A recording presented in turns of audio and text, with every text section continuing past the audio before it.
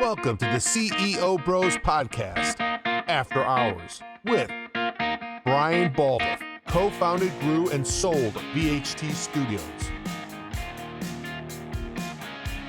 Brad Baldoff, CEO and co-founder of By Your Side Autism Therapy Services. Matt Crope, the consummate entertainer, jack of all trades, and serves as our host.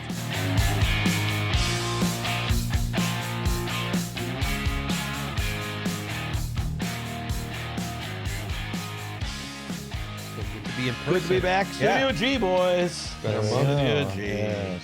We have our red Solo cups. What are you doing?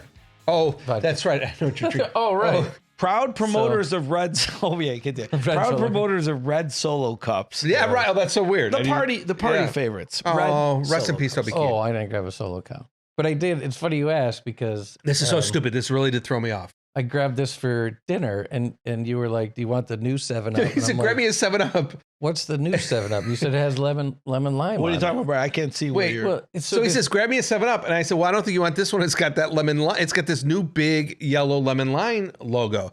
And then I go, "Wait, they're all lemon. It's lime. always had lemon lime, but in that it. that's new. brand new logo. They're just that's a branding, boys, and that's what we're going to talk about, right?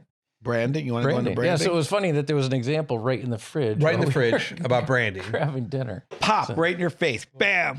Well, and recently the big one is Cracker Barrel. Now there's a lot I don't know, but what I do know, and you guys can help me out on this. The logo change, which people don't seem to like, but I think it goes a lot deeper than that.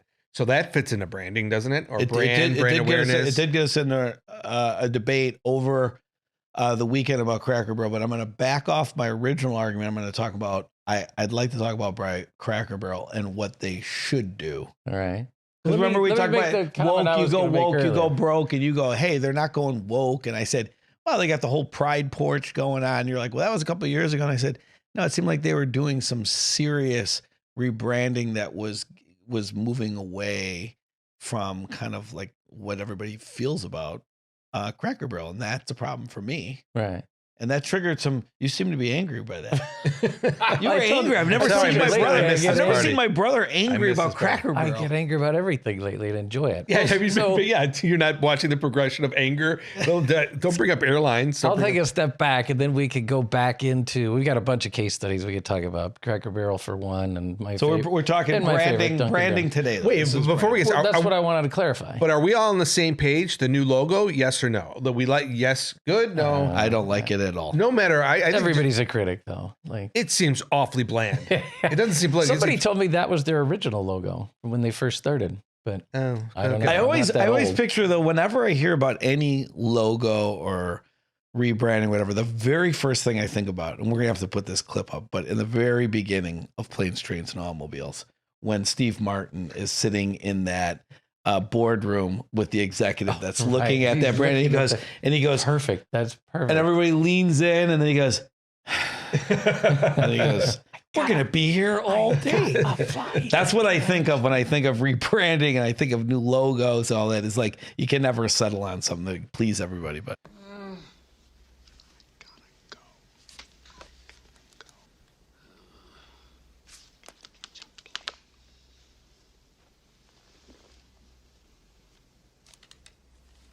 Indulge me. Let me lay this foundation before we get into any case studies. Let the man cook. Cook away.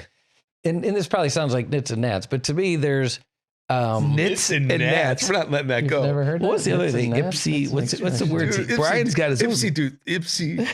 He's got his own dictionary terms. Was that Pamby? These are real words. I don't know if you guys look at me like. Let's look up Ipsy Pipsy or whatever you just said. Nits and gnats. Nits and gnats. That means like minor details. No, I know what I mean. I put together the context. I call it mice nuts. Yeah, I just say this and that. Mice nuts. Nits and gnats. Sounds like a Mary Poppins song. Nits and gnats, going with my hats, walking with the cat. It's nits and gnats. Hey. Stop with the vodka. We have to finish this podcast. But thank you. A spoonful of Cracker Barrel makes the logos be bland. Logos be bland. Finally getting to see some of Matt's improv come Matt coming alive. And no, okay. Right, nits and hats. Indulge, cook away, so, no, it's just an important distinction in my mind for this conversation. There's brand, which is who you are, who your company is at its core, what space you want to own in people's heads, what you want them to think about you, what their experience is with you. And then there's branding, which is how you communicate that. So how do you convey to people, this is who we are? So it's your name of your company, it's your logo, it's your taglines, it's your colors, your fonts, your spokespeople, your commercials, your ads. And the reason I think the distinction's important is a lot of companies mess with their branding. They try to change how they're messaging their brand, but their brand doesn't actually change. We still want to be these guys. We're just going to convey it differently. But then there's also some companies that change who they are. And that also necessitates changing communication. That's a much bigger change. And I do think...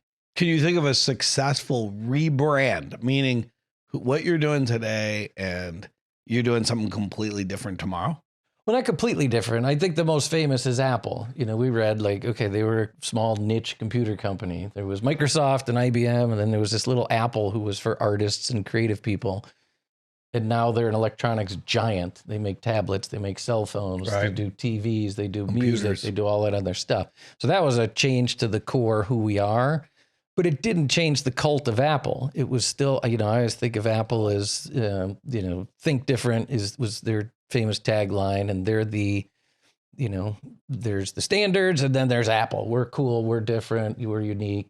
To guys like me, it's like I grew up with Microsoft and DOS. I like things a certain way. I like to have my options, not everything in the Apple world. But anyway, so I do think Cracker Barrel, one of the problems they had with this whole, rebranding was they started drifting into the brand itself.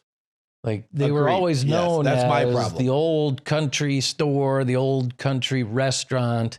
And through doing this new rebranding, even though, they viewed it as, hey, we got to keep up with the times, we got to brighten the stores, put in more comfortable furniture, spruce up the menu a little bit, it started to give the impression that they weren't what they used to be. Like I think you said, it's like that was Cracker Barrel becoming Denny's. It's like, okay, that's I was more surprised on the inside of the store than the intimacy, the low lighting, the furniture of the inside of the store, what it used to be. Yeah, I mean, trying to attract a younger audience into your pool of people or your pool of customers that you have today is cool. I get that.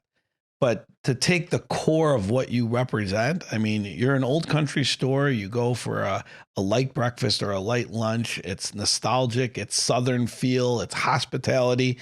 And they're killing all of that, I think personally, and that's where I think Brian and I's debate started again. I went down the path of saying you go woke, you go broke, but it wasn't necessary. I'm taking that back. They weren't going woke. I think my issue with Cracker Barrel is that they're veering away from what they always stood for, what they were, or what their brand stands for.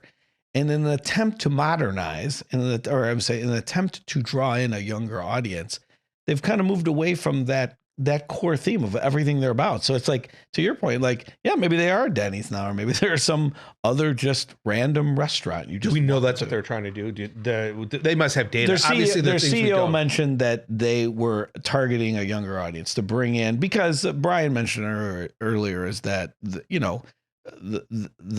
demographics, I think, for Cracker Barrel are an older Cracker Barrel are an older population. Well, why wouldn't the younger generation like a store like that? I guess I'm still kind of confused. That's I think my personal. Why would a younger generation go? Well, give me something more sterile, like every other store that I go into. Well, yeah, that's worthy of debate in the executive boardroom or the whatever. Because who's to say that's what's going to attract people? I think this was more of, my guess is this was probably a reaction to surveys. I mean, think about it. We talked about last week, client experience. We talked about McDonald's and why was McDonald's struggling? Well, their forks were breaking in their salads. Their straws were too small, Yeah. This was a problem. I got to believe Cracker Barrel did the same thing. Hey, we've been around for 80 years. Yeah. We've never changed. We're getting a little tired. Let's ask people what they don't like about us. Well, they don't like that it's dingy. They don't like that the chairs are 100 years old. They don't like that the paint is so dreary. Hey, those are easy things to fix. Let's fix them. But the famous interview the infamous interview that the CEO had with Michael Strahan on it was Good Morning America, whatever he's the host of. Yeah, Good Morning America. Where he was saying, but if all your customers said, this is what we want, you still would do this? And she basically said yes. What if all the customers are coming at you hard enough about the look of the restaurant and they want to go back to the old way? Would you do it? Honestly, the feedback's been overwhelmingly positive that people like what we're doing. I'll give you another soundbite. I actually happened to be in Orlando last week with all of our managers. We bring them together and every other year. And the number one question that I got asked, Michael, was, how can I get a remodel? When can I get a remodel? How do I get on the list? Oh, really? So because the feedback and the buzz is so good, not only from our customers, but from our team members. They want to work in a wonderful restaurant. So we're doing everything for our guests and our team members. Well, Julie Messino, it's wonderful to have you here. Pleasure to be here. Thank you for answering those questions for all the Cracker Barrel fans out there. This is what all your customers want and see and what they care about. And you're going to venture away from that. And the first thing she said is, well, that's what my franchisees want or my store owners want. It's like, no, your customers want X. We're talking about the customer experience. And so I have a whole nother, well, put on your CEO hat on that. As CEO, should she double down there and say, I got to take this one and believe it if I don't say it? Or do you think it was time to reflect and say, well, maybe we made a mistake? Well, I view it differently. I probably would not be a good CEO for that company. Yeah. Because what I would do in that scenario is, my understanding is that sales have dropped. Same store sales have dropped at Cracker Barrel over the last X period of time, whatever's measured. Yeah, the company has not been doing so they bring in a new CEO she spent 10 years, 15 years at Starbucks, I guess. That's where she came from. Okay. So they bring her in and say, hey, our same store sales are lagging. We need to do something about it. And so this is what she did. Okay. Because they're basically telling you, do something. Like, do something different than we're doing today. And I think that's why you got fired up. Right. When we were talking about, because you're like, I felt bad for her. It's like, okay, well, you're like, he's like, this CEO different. is trying to do this and this and this because her revenues, her same store sales are lagging. So she's got to do something. And I'm like, and that's when I went down the path of, I think that you're going woke, but it's not. You're not going woke. You're just veering away from who your clients are, who your customer base is. What I would do is, and they would potentially say to me, sorry, Brad, that's not what we want. But I would review all their stores and I would review the profitability of their stores. And I would say, can we close stores where it's just not hitting anymore? There's probably stores that are doing really well. There's probably stores that can be opened that would do really well in those demographics.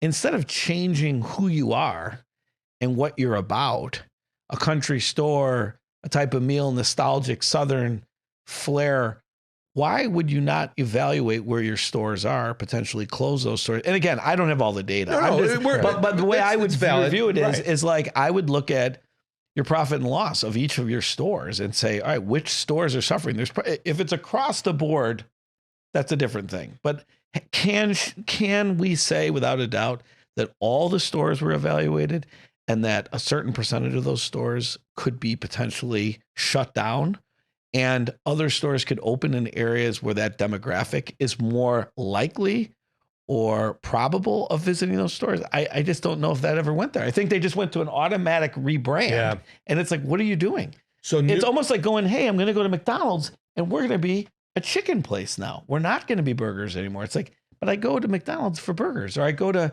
Five Guys for burgers. I don't go to Five Guys to eat pasta. And that's almost what I feel like this felt like a little bit, is like, well, we're moving away from the core of why people went to Cracker Barrel in the first place. And I'm saying, is that really the solution here? Is the solution here to just visit same store sales by store and see, can you make adjustments by stores to become more profitable that way? That's what I would look at. They may have said, thank you, but no thank you. Hey, good night, sir. Well, so...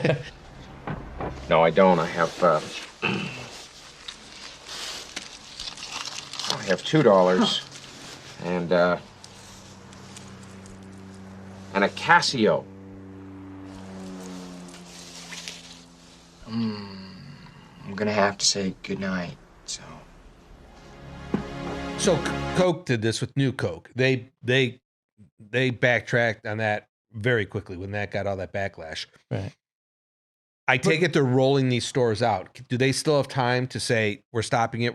You could argue that sure sounds like they do, because I don't think they've implemented many of these changes at all. It's more they're showing stores. What's that? Yeah, Cracker Barrel. You don't think that they've done it yet? No, not for all the stores. Just starting to. So could you argue like, hey, genius by default? We've getting so much press. Pull it back, and now let's make the announcement. We're keeping it the same. Like, can they? You could. That'd be a good PR move. I see. The other thing when I first brought this up to Brad was I think there's way more companies that have gone out of business because they wouldn't adopt, change, pivot, than there are companies that have gone out of business because they did change.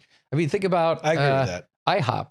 It used to be International House of Pancakes, and they said we can't just be a pancake place. It's like, okay, but that's the reason people come here is for the pancakes. Well, we're still going to sell pancakes, and we're going to have all these great deals on pancakes, but we want to be a lunch and dinner place. Yeah, but International House of Peanut Butter, I didn't like that rebrand. Yeah, I don't even remember that company now. Look at that. They didn't make that move, man. Actually, I think they just became IHOP. Think about like bowling alleys. You know, a lot of them didn't keep up with the times. They're gone. Movie theaters, even the ones that didn't keep up with like the changing to the time. So, and there's always going to be people that complain about change. Let's talk about your talking about branding. Let's talk about your favorite. Let's talk about Dunkin' Donuts. Oh, well, it's not Dunkin' Donuts anymore. So I know that, but quite honestly, I mean, we've actually put them up on our, and I'm sure. Amber, at some point, if you can move. Oh, no. We don't move. We just know. Yeah. We're not never going to sponsor. Brian will never let that go to the green. It's on the right-hand side of our screen. 100 dozen donuts, and I'm not Let's test that. Send us 100 dozen donuts, please. We actually have no chance of Dunkin' or Dunkin' Donuts, whatever you want to call it, as being a potential sponsor because Brian has just blown them apart over multiple episodes. And so, again, now you're not going to take the time to at least recant what you said about because they are successful. That's a successful rebrand. I will give them credit that the branding, the America Runs on Dunkin', is a great idea and a great campaign. Okay. The actual what they are, other than a second or third place coffee shop, they're not a donut place. They're not a food place. The food's horrible. So what are they? To our good friends in Boston, if they heard you say that.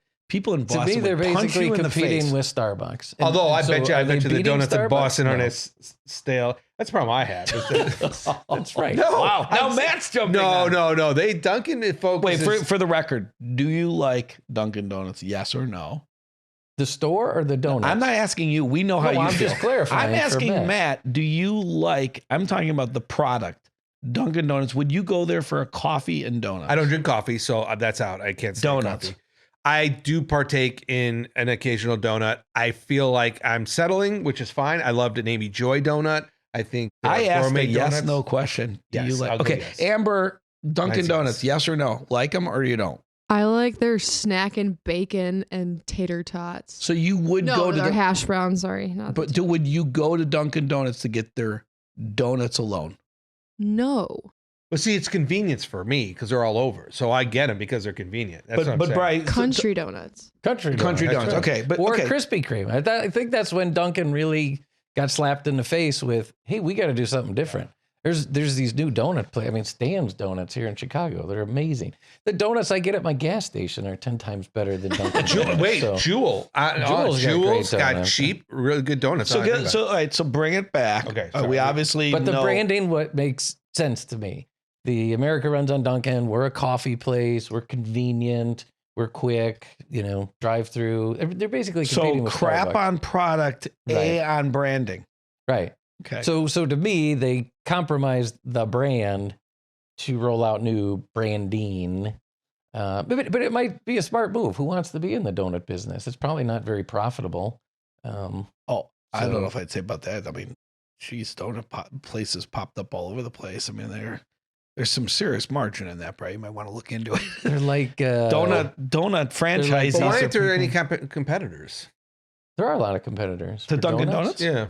Well, I think that people, I mean, if you're talking solely donuts, like Brian talked about. I can think of 4 Dunkins by my house. I can't think of a single other donut place other than Jewel. But no, because every place else sells them. All the AM, PM mini markets, the 7-Elevens, the White Hens, or whatever the convenience stores are now all sell. But let's get back to brand though. Okay. I mean, the important thing for me is we started to talk about when we were talking about this earlier. We were talking about brand and why brand is so important. I mean, I can think about from just personal experience, and for entrepreneurs that are out there.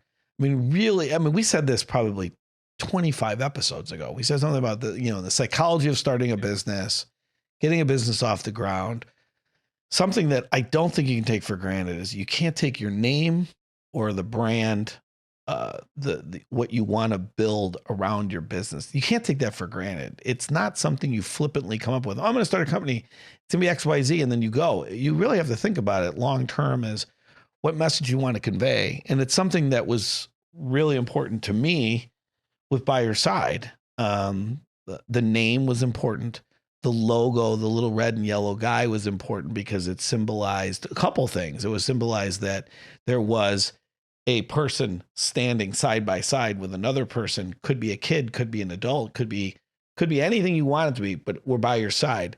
It was from the standpoint of there was no hair on either of those individuals, not because I'm bald, but because it could represent a kid, it could represent a boy, it could represent a girl. Tell the story. That was just because you couldn't draw. Well, so tell the story. That was part of the problem. Because I highly recommend going to the very first episodes of our show. Please subscribe. But for those who are brand new to our show, it was 25 episodes or so ago. Quickly tell, you created the logo that Amber, I'm sure, has already showed or will show. How did you create that logo? Yeah, I mean, it was at the time we were talking about starting By Your Side. It was, okay, what do we really want people to think about when they come to By Your Side? And it's like, well, first of all, what's autism?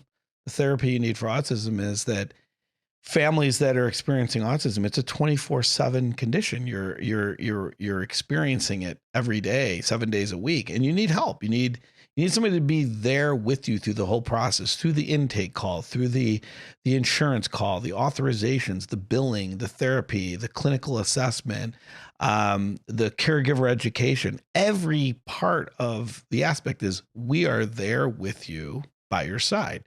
And that name just resonated with me. It's like, well, we just got to be there for families and they got to know we're with them.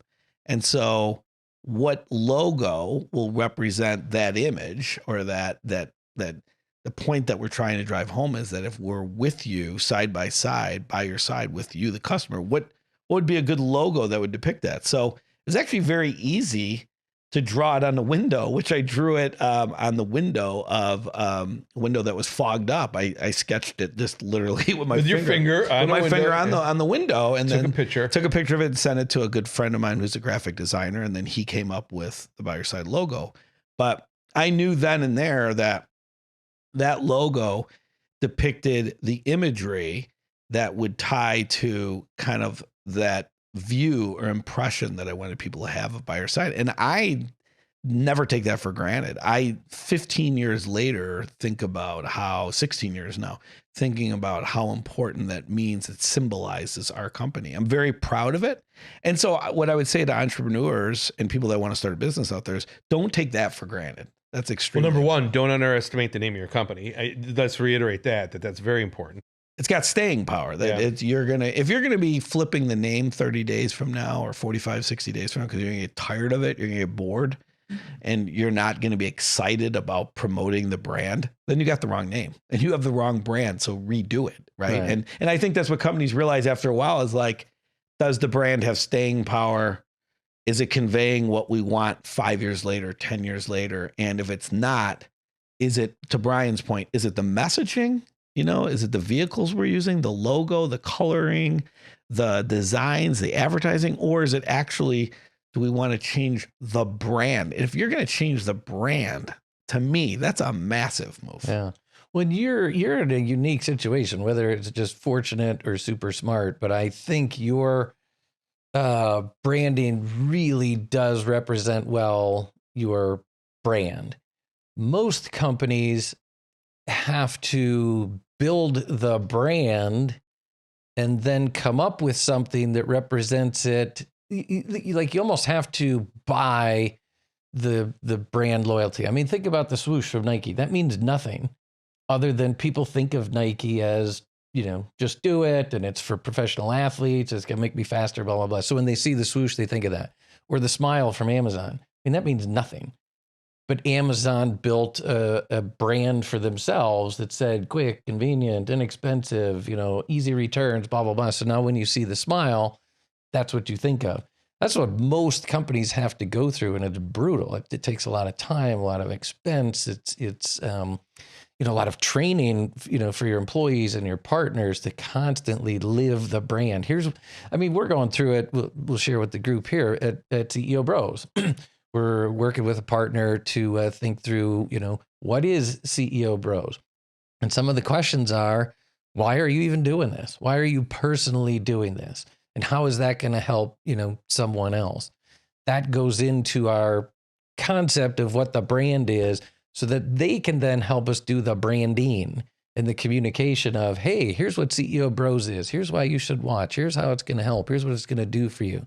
So it's an interesting process that every company has to go through, whether it's when you're starting the company or shortly after, or even in it 10 years and you're reevaluating. Hey, is this the right messaging for our brand? Is our brand still relevant? The thing that got us into the business, does that still matter to people? So how many young entrepreneurs start a business, get it going, and then maybe let's call it a year into it, go, you know what? I think we finally have our brand. Like, it's now clear to me. Do they have to rethink their branding to reflect that? Probably, yeah. We did. So Brad talked about By Your Side at VHT Studios. We went through rebranding several times. We were originally videohometours.com and kind of positioned as a techie marketing digital company. But as we grew, we realized people saw us more as a service company, which I didn't necessarily like because you don't get as good of multiples from investors. Investors prefer tech, platform companies as opposed to service companies. But that's how our customers saw us. And that's what they appreciated. That's what they thought was different about us than our competitors. So then we, went through rebranding. Wait, stop there for a second. Did you actually let that idea, what you just said, because now I'm thinking through the lens of a CEO, you're like, wait a minute. I don't want to be viewed as a service company, which we're a service company, but I don't want to be viewed as a service company because that's not how the investor community, I want them to see us. I want them to see us as a technology company. How much did that shape you when the whole discussion around rebranding came up? Did you say, hey guys, I don't like this idea. I don't like this because we're going to sound more like a service company. Did that cross? Because it sounds like it crossed your mind enough to bring it up in this podcast. It was an ongoing debate for the first 10, 12 years of the company. And where I finally settled with it was, to our end customer, we're a service company. We've got the best real estate photographers in the world. They're super creative. We've got all the tools and everything you need to accomplish your mission of, marketing a property for sale, marketing yourself for sale, blah, blah, blah. And where I came to peace with it was, underneath, the thing that nobody sees is that we've got an amazing technology. All of this is only possible because of our technology, because of our platform. And so when I would talk to investors, that would be the pitch. We have a technology that no one else has that enables us to be the best service provider in the world. So you did combine them. And we talked about licensing that platform to competitors, affiliates, franchisees. That's why we started doing acquisitions. We were going to put companies that we acquired on our platform. But for the customer and the branding, it was service. It was, we're the best, most creative marketing partner you'll ever find. But that took a long time to get to that. That's why we switched to VHT Studios. Not as techie. Studios speaks to creative, and our, tagline was more like, we're only successful if you're successful. We're in this with you. We're in the same boat. Like, if the home doesn't sell, even though you paid us for the photography, we know you're not going to use us next time. Or if you don't get more leads, we're in it together. And that, to me, became our brand. How we communicated that changed from year to year, but it was always about, we're your partner. But Matt, what I would say is, though, in listening to him talk about that, is talk about not taking anything for granted with a brand or branding. Like I rattled off for me what's important about your site. Now he just told you, okay, we had our brand or we had our way of branding. And then as we started talking through different ways of doing it, I was like, well, wait, hang on a second. We're a technology company. We're not. I mean, so I guess the takeaway for me in this for people to take from this is that don't take it for granted. The name, the brand, make sure it's something that you want to stay with. Make sure it's something that really resonates with you, that you'd have a lot of pride and be proud to communicate today, tomorrow, next week, next month, next year, 10 years from now. Because if you're going to be flippantly changing, there's no way you're going to get any staying power with that. I firmly believe that because sooner or later, people, you want to be able to hear, oh yeah, like I always took pride in. I always heard that people would see the red and yellow logo. Here's the thing. They'd see that. And they didn't even have to say, it didn't have to say buy, the logo, right. It didn't have to say by your side under it. They'd just be like, that's by your side. That's by your and side. I'm like, that's exactly what we wanted to get to. They see that, they know what that means. They know what that means. Well, that's the most important part. Well, Dunkin' didn't change really the color. They just got rid of donuts. Yeah, the Dunkin's they kept the same font, the They same. spelled dunking wrong. See, that was smart too of them. Yeah. Like you could change the name of the company, but you keep everything about it: the colors, the fonts, the size, the whatever. I do think another under this heading, to me, like I said, it's very hard to do it with a logo. There's very few companies. I think you've got a great one. Nike, Amazon, FedEx. Tagline would be the next level below. You would think America Runs on Dunkin' almost says we got to be a coffee shop. It's such a great. Could be an oil company, a gas company, but you're right. I think it's a good one. So I was going to quiz you guys. Well then, screw you, man. All right, wow. So Brad, did you see that the Bears that the schedule? I set you up for that because I told you it's a great tagline, and then I go, well, it could be anything. Yeah, right. Hold on. You did something. Yeah, you're like, that's a great tagline. Yeah, it is. Like, actually, it sucks. Oh, I mean, as long as you know they sell coffee and donuts, it's like, yeah, that makes sense. Right. That's what I do before I go out for a 5-mile run. I just chug a coffee and eat a donut. So I got a quiz for you guys. I know Brad likes doing quizzes on some of my favorite I wasn't prepared taglines. for a quiz, but I'll do my best. We to won't answer. keep score. We'll just see if you. Oh guys, no, we won't. No. So I've got some favorite taglines. So I'll put the tagline out, and you guys name the company, and I'll show you how powerful these are. Okay, I'll keep it around for a while. easy. Okay, we have to name the company with the tagline. Is Yeah, it I'll give you who the can name tagline. it first? Just Yeah, yell might at as the mic? well. All right. No, just try to guess of the three. How about me, you, and Amber? Just try I to would be guess it. shocked if we don't know these. But Right, you're probably gonna know them. I mean, I'll give you an easy one to start. Okay. Just do it. It's a tagline. Nice. Everybody Nike. knows. That's Nike. Okay. Happiest place on earth. Disney World. That's right. Disney. Right. Disney World or Disneyland? It was Disney. originally Just Disneyland. Okay, but I said Disneyland think, in I Anaheim. think it's for Disney yes. now. So, Amber, did you know that one? Yeah, but Okay. it just took me a minute to realize that. Process. this one's not necessarily a tagline, but I think it serves the same purpose. I don't always drink beer, but when I do, I drink Heineken. Budweiser. Wow. No. No. It's not Heineken. When It's I do, not I drink. Heineken. No, it's not Modelo. It's I'm not a beer Modelo drinker. is Wait. what I would Hold think. on. When I drink beer, I drink. I'm not. Isn't that weird? Like I'm I- not a beer drinker. I drink Absolute Citron. For those of you out there that are vodka drinkers, Wait, give me the Absolute hold on, Citron. skip that one. best. I'm gonna come back. It to is a Mexican beer. I I know. thought it was Modelo too, No, but it's not. So that's a problem with that tagline. Dos Equis. Corona. It is Dos Equis. Dos Equis. Brad is correct. I see. Now I got to keep score. Okay. Blank. There is no substitute. Oh, These are harder than I thought. Yeah. These are a little Cheese, older. Brian? cheese, milk. There's milk, No, cheese. This is a high-end brand. it's a car. It It's is a car. Mercedes. The sporty car. Lexus. Jaguar. Substitute. Oh no, Rolex. No. That's not a car. But That's not right. Brad calls on himself. That's not a Is it a car? Yes, it's a car. Rolex? no, because I that's- actually thought That's not a yeah, car. there is no They'd substitute. probably be able to make a good car. What is They've it? got a brand. That's Porsche. Porsche. There is no substitute. There is no yes. substitute. You're right. I think that's from that movie, Risky Business. Risky Business. Yeah. Tom Cruise. 1983. Okay, and here's my favorite of all time, and I'll explain why. But if music's important in your life, eventually you'll own Oh, come on. If that's a tagline, it's too long. That's their problem. No. They're probably out of business.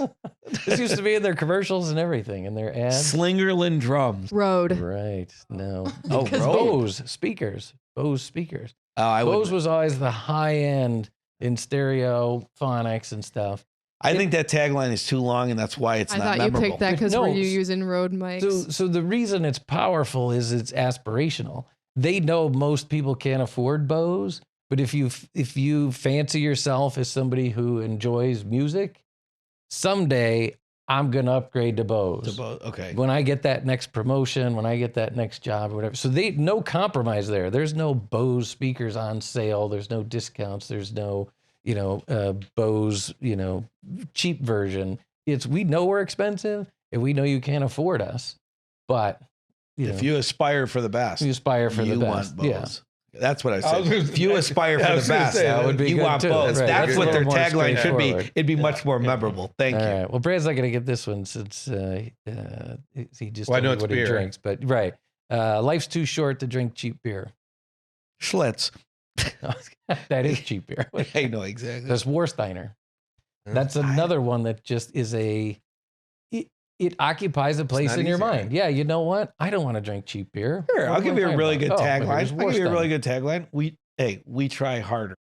Avis. Thank you. Avis, right? Yeah, there you Instantly Avis, Yeah. and they adopt the principle of Hertz is so much bigger than us that we're not even going to try and become. I thought their Hertz. tagline was "We're second. Why try harder?"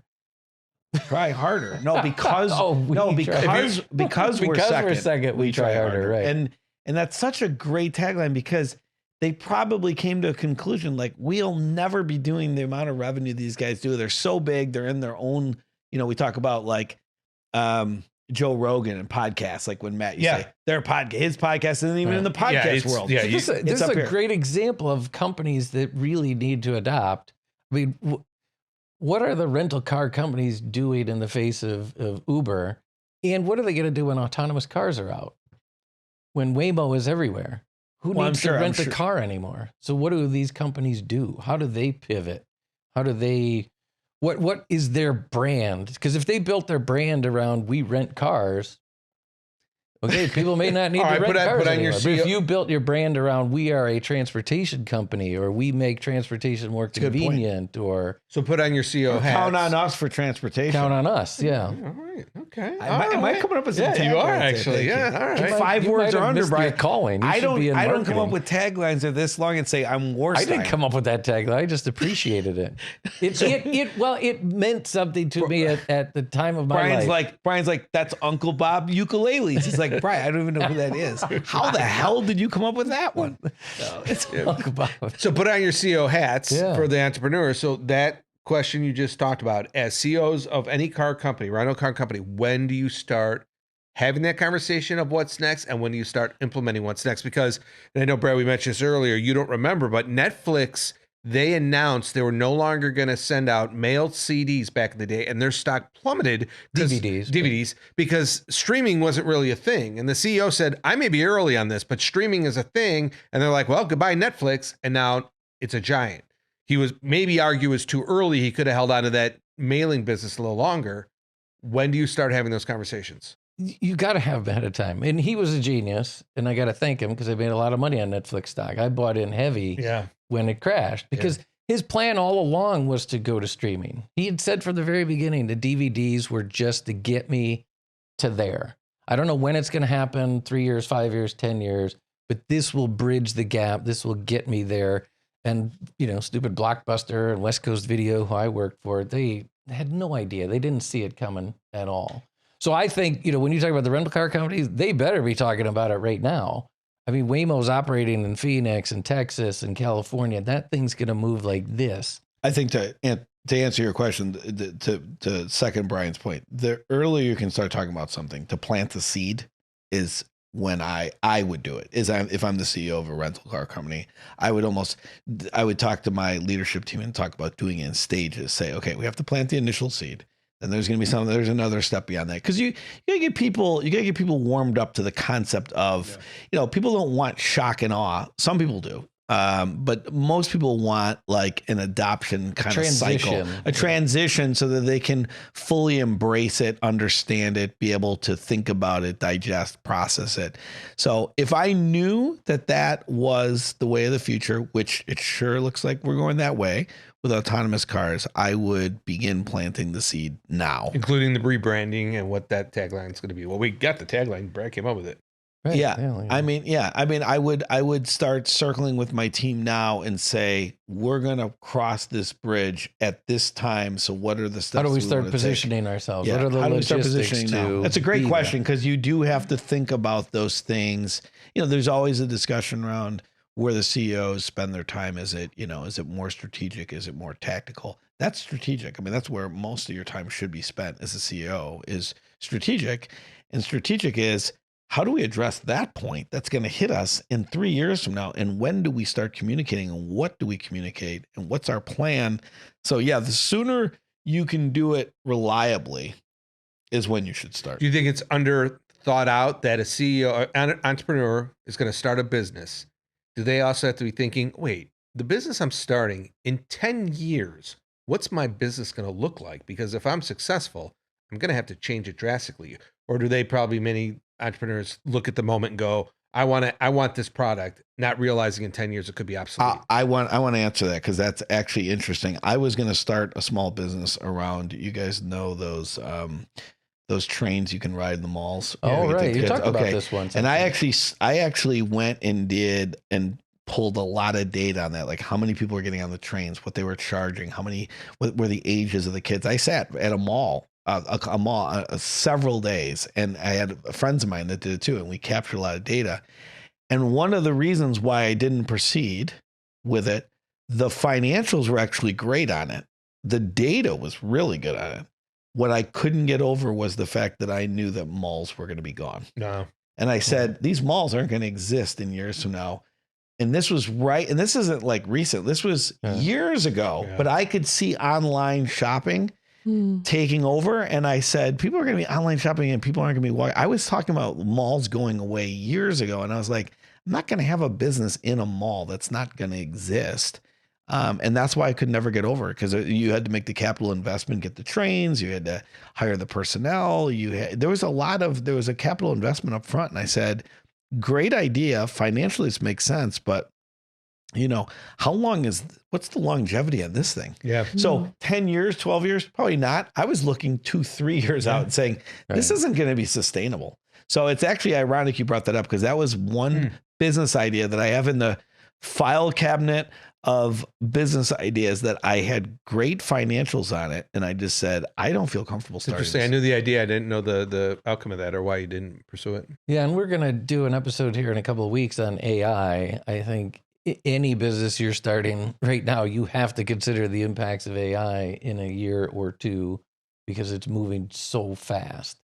We should also talk about crypto too. I would think we should get into crypto and talk about that's blockchain, stable coin, crypto are going to change things. There's a lot of, there's probably more things on the horizon right now that could impact a new business than there's ever been before. There's always wars and the economy and politics and stuff like that. But from a technology standpoint, good luck. You are going to need a guide to help you through everything that's coming your way. And the way to do it is to subscribe. And beyond that guide, Matt, you need this. And you need this. You Absolute need Citron. What's and our you need 7-Up. Our tagline is, after. Put them on the spot. That would be a great way to finish. Brad comes up That's with a good topic about branding that I appreciate you bringing up. And, to next time, I think that there's, takeaway is, make it important. Take the time to think it through. Don't take it for granted, because your brand and your branding will go with you for years, and something that I would think it's critically important and should never be overlooked. So I'm glad you brought that up. Good stuff, guys. I'm trying to think of a clever tag. And to our good friends at Solo Cup. I like them. All right, guys. Good night. Cheers.